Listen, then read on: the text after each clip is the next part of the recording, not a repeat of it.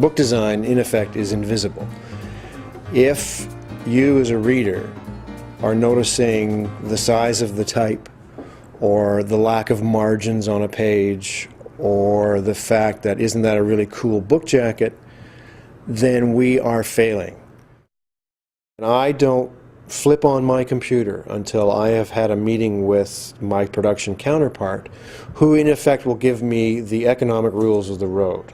The book must be no more than 300 pages long, because to print a book that is 300 pages long will cost X amount of dollars, which will translate into X amount of dollars as a retail price. You want to make it as affordable as possible for the ultimate consumer, the reader.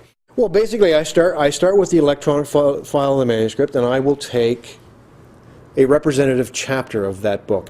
I will make a rough decision as to what typeface I'm going to use, what typeface this book is going to have. You want to reflect somehow the book itself in the typeface that you choose. Even though there are hundreds of thousands of different typefaces in the world today, I don't think I use any more than a dozen different ones, because they're all designed for the reader in mind. They're easy to read, they're unobtrusive, they're non-decorative. Their basic function is to just make it easy for the reader to get to the writer's words. The basic breakdown of a type character is you have the X height, which is the middle of the type characters, basically the height of an X. Like if you typed out A, B, C, D, right through A through Z, the X height is as high as all the letters that are the same height as the X. Above and below the X height are the ascender, which is basically letters like B, D, H, L, all those letters that extend above the X height, but also have an X height.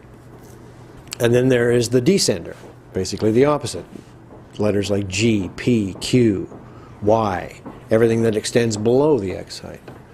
So if I'm faced with the challenge of cramming a lot of words on a page, one of the things I will go to is those workhorse fonts that tend to have a smaller X height. There is the gutter of a book, which is basically the area closest to the inside. There is the foredge, which is the opposite, the outside edge of a page. There is the top trim, pretty obvious, and there is the bottom trim. For the book design to, as we said before, be invisible, to not get in the way of a reader's experience of the words, there has to be a consistency from page to page to page to page. And the way to do that, the way we do it, and I mean it's a basic fundamental of graphic design, is what we call the grid. And the grid, I mean every book I design has a grid. And the grid is an invisible lattice work of lines and rules and points and areas divvied up, dividing a page up. When I was designing A Soldier's View, I still had to gather my basic rules of the road.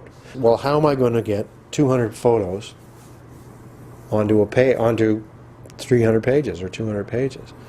The author and the editor had worked thematically on the book, so they had divvied the book up.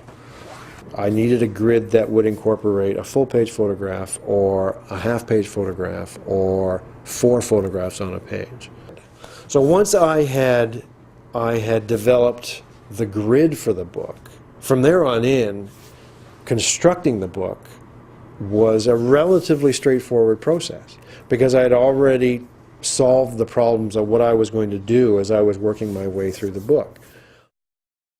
But the short answer is, yeah, I mean, the author at Random House is involved as much as humanly possible. Certainly, on the inside of the book, to whatever extent is needed, whether it's just, finding out from an author what their favorite typeface is, to working with an author on an illustrated book to help them structure the book and help them, find the best imagery and the best treatment of the imagery as possible. The same, certainly holds true for the outside of the book.